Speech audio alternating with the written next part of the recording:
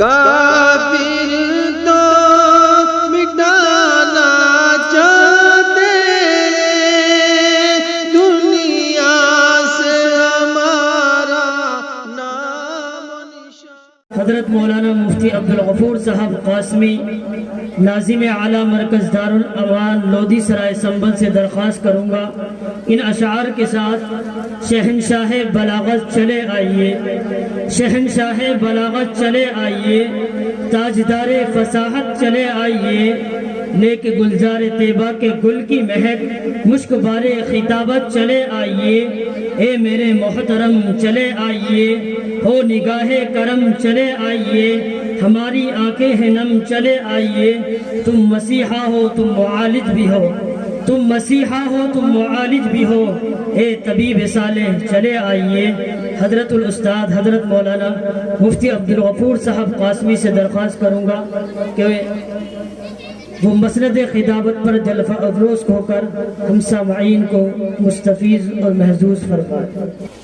الحمد لله نحمده ونستعينه ونستغفره ونؤمن به ونتوكل عليه ونعوذ بالله من شرور أنفسنا ومن سيئات أعمالنا، من يهده الله فلا مضل له ومن يضلله فلا هادي له، ونشهد أن لا إله إلا الله وحده لا شريك له، ونشهد أن سيدنا وسندنا وحبيبنا وإمامنا ومولانا محمدا عبده ورسوله صلى الله عليه وعلى آله وصحبه وبارك وسلم تسليما كثيرا كثيرا، أما بعد۔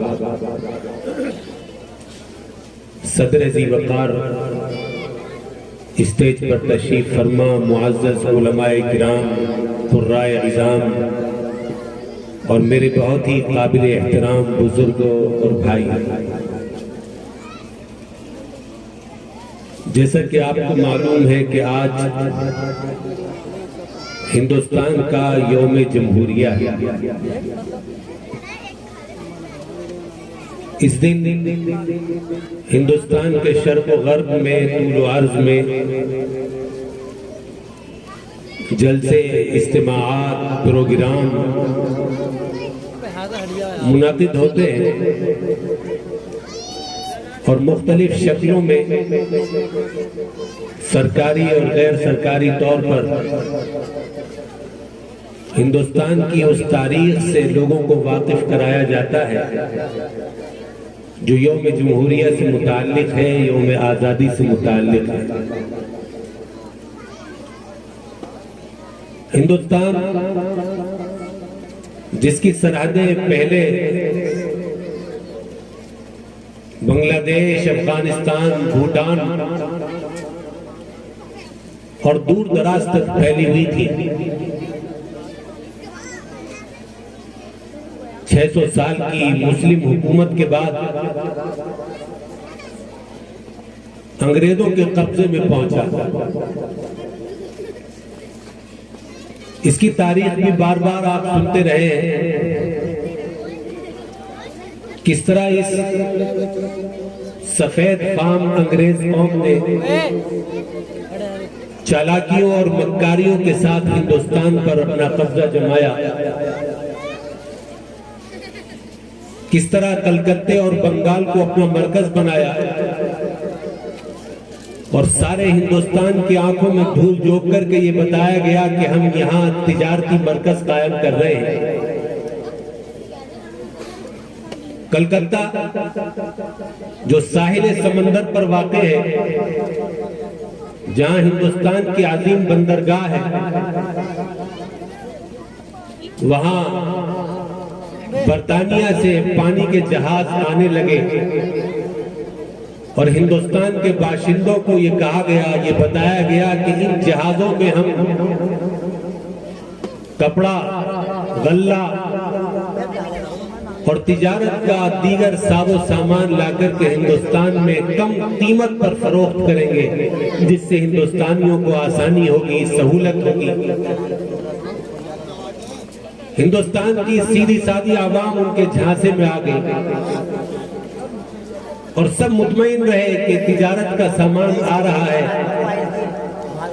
مزے آئیں گے، سستا غلہ ملے گا، سستا کپڑا ملے گا، لیکن ہندوستانیوں کو معلوم نہیں تھا کہ یہ فریب تھا، جھوٹ تھا، یہ ایک دھوکہ تھا۔ انگریز کے ان جہازوں میں غلہ اور کپڑا نہیں آ رہا تھا، بلکہ ان جہازوں میں چھپا کر کے پیک کر کے ہتھیار لائے جائے اور ہندوستان کے اندر فوجی اثر و رسوخ قائم کیا جا رہا ہے۔ نتیجہ یہ نکلا کہ بنگال کی فوجی چھاؤنی بن گیا۔ ان جہازوں کے ذریعے بڑی تعداد میں انگریزی فوج ہندوستان میں داخل ہو گئی، ہتھیاروں سے مسلح ہوئی اور سب سے پہلے بنگال کو انہوں نے اپنے قبضے میں لینا شروع کیا۔ بنگال میں ایک مسلم راجہ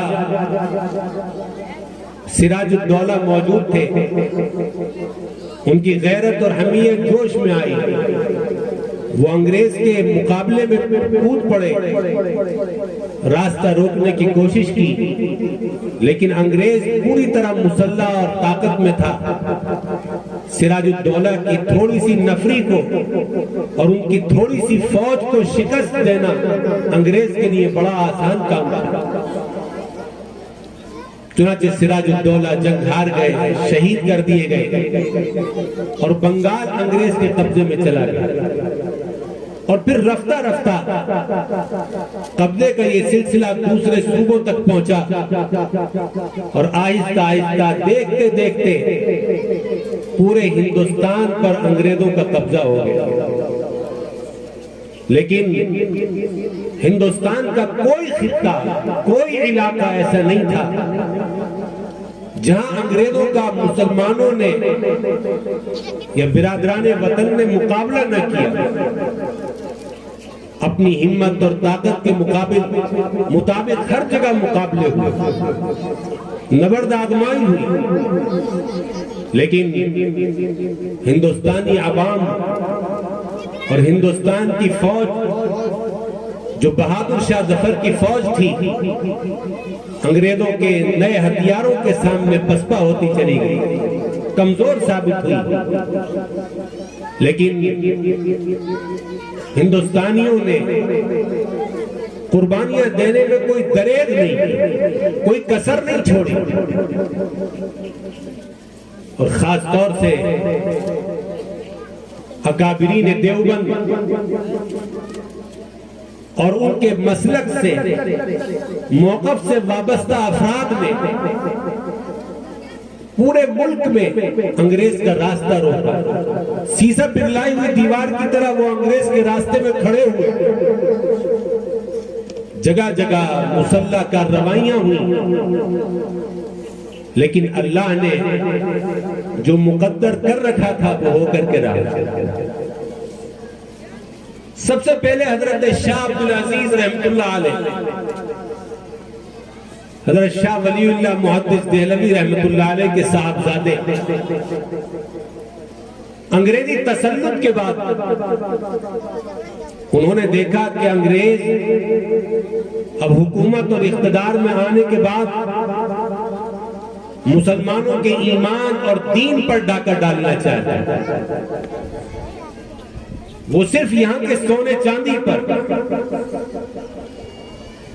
ہیرے جواہرات اور ان کے ذخائر پر ہی قبضہ نہیں کرنا چاہتا، بلکہ ہندوستانیوں کے مذہب کو تبدیل کر کے انہیں عیسائی بھی بنانا چاہتا۔ انگلینڈ سے عیسائی پادریوں کی کھیپوں کی کھیپیں آنے لگی اور وہ ہندوستان کے گلی کوچوں میں پھیل کر کے عیسائی مذہب کی تبلیغ کرنے لگے، اور وہ بھی سرکار کی پشت پناہی میں، نگرانی میں، سرکار کی پوری حمایت اور تائید کے ساتھ۔ علماء اہل حق نے جب یہ دیکھا کہ اب بات یہاں تک پہنچ گئی، اب مسئلہ دین اور ایمان کا آ گیا، انگریز اب مسلمانوں کو مرتد بنانے کی کوشش کر رہا ہے، ان سے دین و ایمان چھیننے کے در پہ ہو چکا ہے، تو پھر یہ اہل حق کے علماء سر بکف ہو کر کے، سر سے کفن باندھ کر کے میدان میں کودے، اور سب سے پہلے ہندوستان میں انگریزوں کے خلاف جہاد کا فتویٰ دیا حضرت شاہ عبدالعزیز دہلوی رحمۃ اللہ تعالی علیہ۔ انہی کے شاگردوں میں حضرت شاہ اسحاق رحمۃ اللہ علیہ، اور پھر ان کے شاگردوں میں ہیں حضرت مولانا محمد قاسم نانوتوی رحمۃ اللہ علیہ، حضرت مولانا رشید احمد گنگوئی رحمۃ اللہ علیہ، یعنی یہ اکابر دیوبند، یہ انہی کے سچے جانشین اور انہی کے علمی اور روحانی وارث ہیں۔ حضرت شاہ عبدالعزیز رحمۃ اللہ علیہ کا فتویٰ منظر عام پر آیا تو پورے ہندوستان میں انگریزوں کے خلاف آگ بھڑک، مسلمان میدان میں آ گئے۔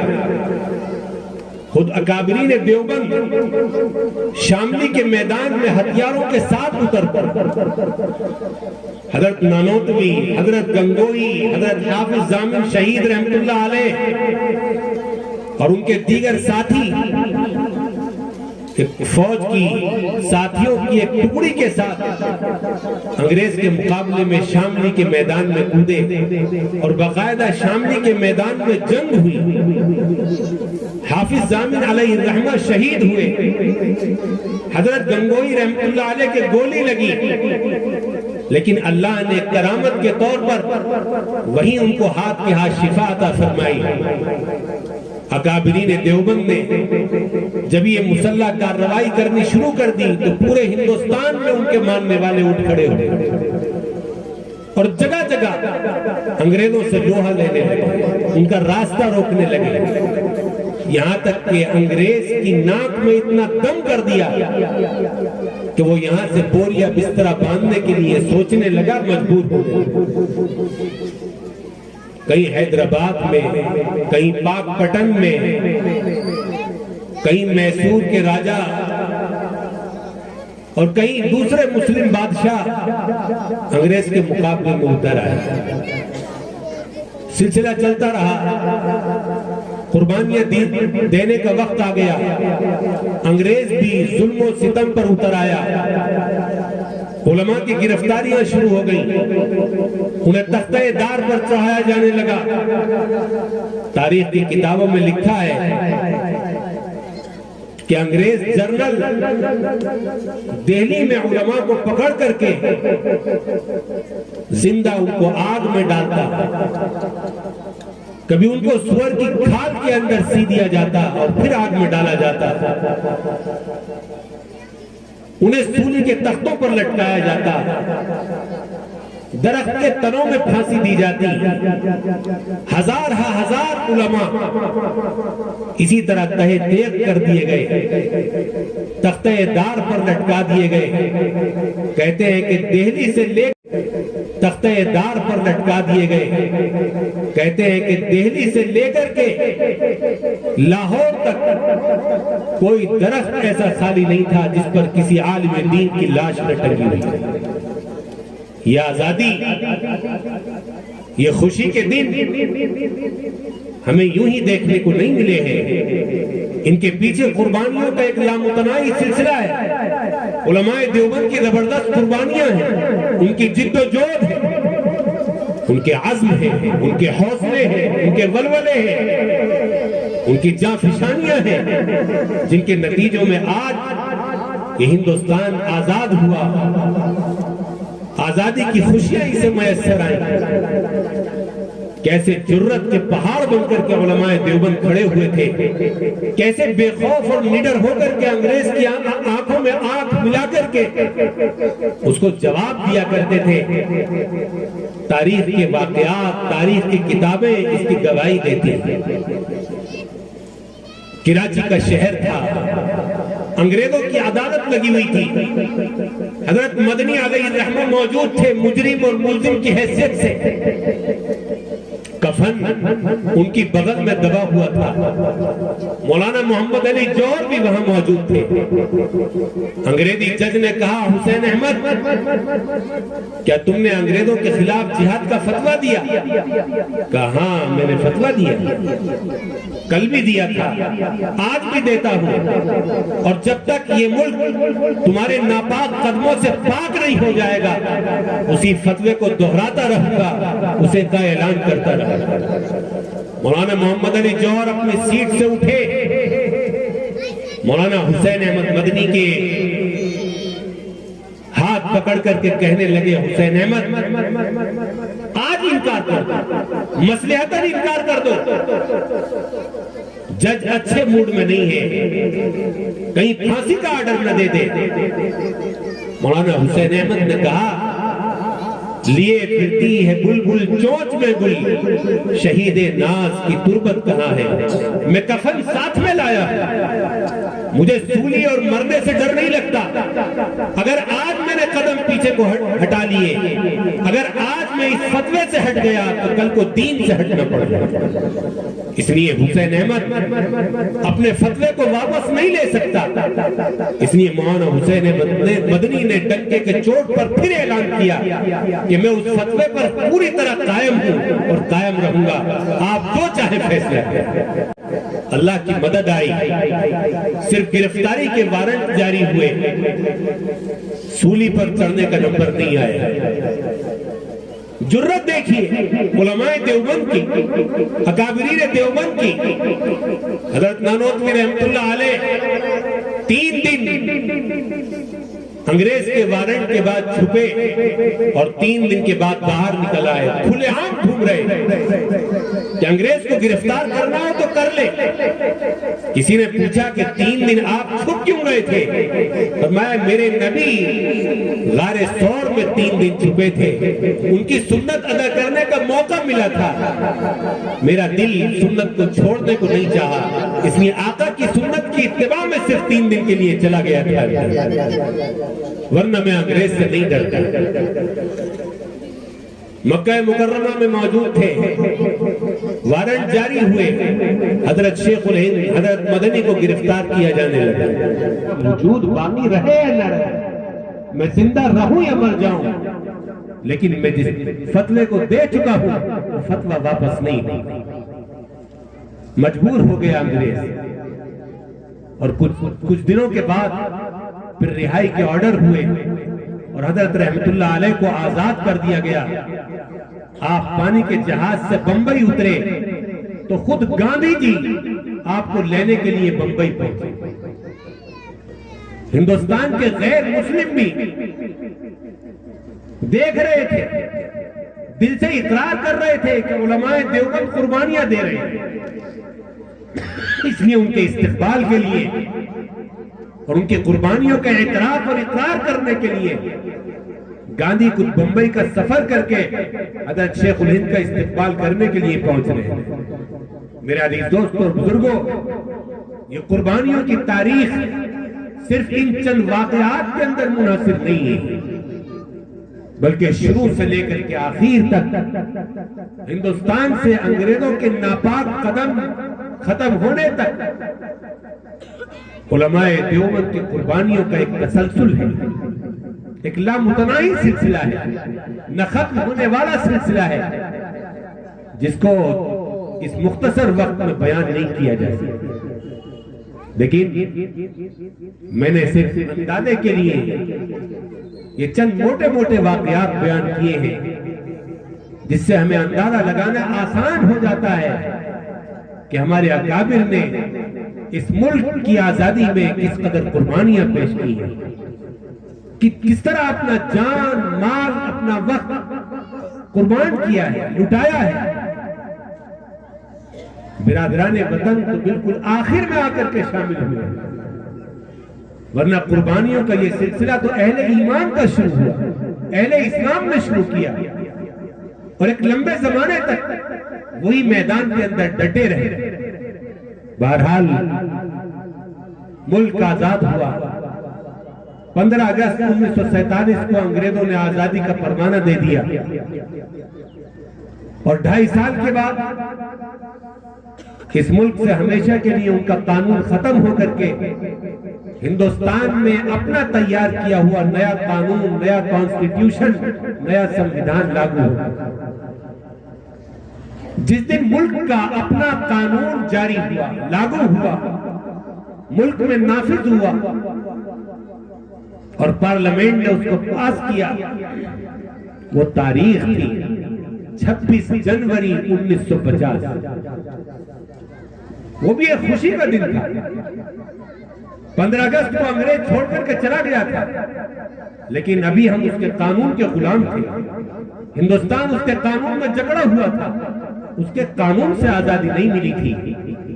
ہندوستان کو پوری آزادی، قانونی آزادی ملی ہے 26 جنوری 1950 کو۔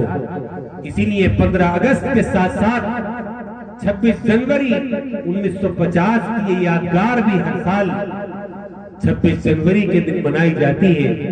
اور آج کی یہ کڑی بھی، آج کی یہ مجلس، یہ جلسہ بھی اسی کی ایک سنہری کڑی ہے، اسی سلسلے کا ایک حصہ ہے جس میں ہم اور آپ شریک ہیں۔ میرے عزیز دوست اور بزرگوں، میں آخری بات کہہ کر کے اپنی بات کو ختم کر رہا ہوں۔ ہم ہندوستان کے رہنے والے ہیں، یہیں پیدا ہوئے، یہیں بڑے ہوئے۔ یہ ہمارے اکابر کے خون سے رنگی ہوئی زمین ہے، ان کے مجاہدوں سے آزادی حاصل کی ہوئی زمین ہے، ہمارے پرکھوں، پوروجوں اور اکابر کی حکومت کی ہوئی زمین ہے۔ صدیوں تک ہم نے اس پر حکومت کی ہے، اسے سجایا ہے، سنوارا ہے، بنایا ہے، اس کی حفاظت کی ہے۔ سینکڑوں سال سے اسی سرزمین میں ہمارے بڑے دفن ہوتے چلے آئے ہیں۔ اس لیے اس سرزمین پر، اس ملک پر ہمیں بھی اتنا ہی حق حاصل ہے جتنا غیروں کو۔ ہمارا حق مانگے کا نہیں ہے، قرض میں لیا ہوا نہیں ہے، بھیک میں مانگا ہوا نہیں ہے۔ یہ ہماری موروثی زمین ہے، اور ویسے بھی ساری روح زمین رب العالمین کی ہے، جو اس نے اپنی حکمرانی کے لیے، اپنے قانون کے نفاذ کے لیے ہمیں سونپی ہے امانت کے طور۔ یہ اہل ایمان کا ورثہ ہے، وہ جہاں بھی ہو، جس ملک میں بھی ہو، وہ کرایہ دار بن کر کے نہیں، وہ امین بن کر کے رہے۔ اللہ کی زمین ان کی امانت ہوتی ہے۔ اس لیے اگر کوئی ہمیں کرایہ دار سمجھتا ہے تو غلط فہمی ہے مختلف۔ کل بھی ہم اس ملک کو اپنا ملک سمجھتے تھے اور اس کی تعمیر میں ہم نے حصے لیے تھے، آج بھی اس ملک کو اپنا ملک سمجھتے ہیں، اور جب تک ہماری جانوں میں جان ہے ہمیشہ اس ملک کو اپنا ملک سمجھ کر کے اس کی تعمیر میں، اس کی ترقی میں ہم اپنی صلاحیتیں، اپنی طاقتیں صرف کرتے رہیں گے اور کرتے رہیں گے۔ اس قانون نے جو ملک میں نافذ ہوا 1950 میں، ہندوستان میں رہنے والے ہر باشندے کو آزادی دی، لسانی آزادی، فکری آزادی، مذہبی آزادی، معاشرتی آزادی۔ اسی لیے یہ ساری آزادیاں ہم مسلمانوں کو بھی حاصل ہیں، اور یہ آزادی ہمیں ہمارا قانون دیتا ہے، اور قانون کا بھی وہ حصہ جو ناقابل ترمیم ہے، ناقابل تنسیخ ہے، جس کو ملک کی پارلیمنٹ متفق ہو کر کے بھی بدل نہیں سکتی، وہ بنیادی قانون کی وہ دفعات، وہ ہمیں آزادی کا یہ حق دیتے ہیں۔ اس لیے ہماری مذہبی آزادی پر، ہماری فکری آزادی پر، ہماری معاشرتی آزادی پر نہ کبھی کوئی پابندی لگا سکا ہے، اور جب تک ہندوستان باقی ہے نہ کوئی پابندی لگائی جا سکتی۔ ہماری مسجدیں، ہمارے مینارے، ہماری نمازیں، ہماری اذانیں، ہمارا دینی تشخص، ہمارا لباس، ہماری داڑیاں، ہماری ہر چیز قانون سے حق حاصل کی ہوئی ہے، محفوظ ہے اور محفوظ رہے گی۔ اسے نہ کل کوئی خطرہ تھا، نہ آج کوئی خطرہ ہے، اور نہ کل کوئی خطرہ لاحق ہو سکتا ہے۔ ہم پورے تشخص کے ساتھ، پوری آزادی کے ساتھ اپنے مذہب پر عمل کرتے آئے ہیں، اپنے دین پر عمل کرتے آئے ہیں، اور پورے دینی تشخص کے ساتھ اور آزادی کے ساتھ اس ملک میں زندگی گزارتے رہیں گے، آزادی کے ساتھ جیے ہیں، جیئیں گے۔ دنیا کی کوئی طاقت ہم سے یہ آزادی نہیں چھین سکتی۔ یہی چند باتیں ہیں جو ہمیں اپنے دل میں بٹھانی ہے، اور ہندوستان کی محبت اپنے دل میں بسانی ہے، اور اس ملک کے ساتھ اس طرح کل ہم نے وفاداریاں پیش کی ہیں، اسی طرح وفاداری کے ساتھ اپنے ملک کی تعمیر و ترقی میں حصہ لینا ہے، اور اپنے دین اور ایمان کی پوری حفاظت کرنی ہے۔ دین و ایمان کی حفاظت کے لیے ہی ہم انگریز کے مقابلے میں اترے تھے اور لوہے کے چنے اسے چپکائے تھے۔ اس لیے کوئی بھی قوم جس کے ارادے برے ہوں، وہ پہلے انگریزوں کا انجام دیکھے، اس کے بعد ہم سے ٹکرانے کی کوشش کرے۔ اللہ تعالیٰ اس ملک کو دن دونی رات چوگنی ترقیاں عطا فرمائے۔ اس ملک کو پیچھے لے جانے والوں سے اللہ تعالیٰ ملک کو نجات بخشے، ملک کی حفاظت فرمائے۔ جنہوں نے اس ملک کو دہائیوں پیچھے دھکیل دیا ہے، اللہ تعالیٰ ایسے حکمراں اس ملک کو عطا فرمائے جو اسے دنیا کے نقشے پر ترقی دے، ترقی کے راستے پر اسے گامزن کرے۔ اللہ تعالیٰ اس ملک میں دین و ایمان کی حفاظت فرمائے، ہمارے نسلوں کے دین اور ایمان کی حفاظت کے فیصلے فرمائے۔ اللہ تعالیٰ یہ خوشیاں حقیقی خوشیوں میں تبدیل فرمائے جو آج خوشیاں پورے ہندوستان میں منائی جا رہی ہیں۔ اللہ ہم سب کے نسلوں کے، بچوں کے، آنے والی نسلوں کے ایمان کی حفاظت کے فیصلے کرے۔ وآخر دعوانا الحمدللہ رب العالمین۔ میں آخر میں مبارکباد پیش کرتا ہوں جناب مفتی محمد احسان صاحب، قاری محمد نعمان صاحب، قاری محمد فہیم صاحب، مولانا محمد داؤد صاحب اور ان کے دیگر ساتھیوں کو جو اسٹیج پر تشریف فرما ہے، جنہوں نے یہ مجلس منعقد کی، جس سے ہمیں تاریخ کے حوالوں سے یہ ساری باتیں معلوم ہوئیں، اور الحمدللہ یہ سارے حضرات یہاں محلے کی سطح پر ہر سال یہ پروگرام منعقد کر رہے ہیں۔ اس مدرسے کی طرف سے، مکتب کی طرف سے جو مسجد بلال میں چل رہا ہے، قرآن کریم کا مکتب، اس میں قاری نعمان صاحب پوری جد و جہد اور تندہی اور توجہ کے ساتھ آپ کی نسلوں اور بچوں کے قرآنی تعلیم کی فکریں کر رہے ہیں، تعلیم دے رہے ہیں۔ اللہ اس مکتب کو بھی قبول فرمائے، اس مدرسے کو بھی اللہ دن دونی رات چوگنی ترقی عطا فرمائے۔ ہم صرف اس اجلاس کے اندر شریک نہیں ہیں، بلکہ اس مکتب اور مدرسے کے بھی ہمیں معاون بننا ہے۔ محلے کے ایک ایک بچے کو اس میں داخل کرنا ہے، قرآن کی تعلیم سے آراستہ اور پیراستہ کرنا ہے، اور اس قرآن کی تعلیم پر جتنا بھی تعاون کا تقاضا ہو اور جس طرح کے بھی تعاون کی ضرورت ہو، قاری صاحب کے شانہ بشانہ ہمیں کھڑے ہو کر کے انہیں ہمت دینی ہے، حوصلہ دینا ہے۔ اللہ تعالیٰ اس بستی کو قبول فرمائے، اس محلے کو قبول فرمائے، اسے قرآن کی تعلیم کا مرکز بنائے، اسے ملک و ملت کی حفاظت کے لیے اور اس کے قربانیوں کے لیے قبول کرے۔ وما علینا الا البلاغ۔ مختصر سے دعا کر لیجیے۔ لا الہ الا اللہ الحلیم الکریم، سبحان اللہ رب العرش العظیم، الحمدللہ رب العالمین۔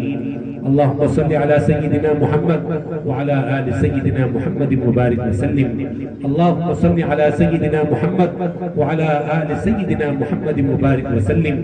الہ العالمین ہمارے گناہوں کو معاف فرما، مولا کریم ہماری خطاؤں کو درگزر فرما۔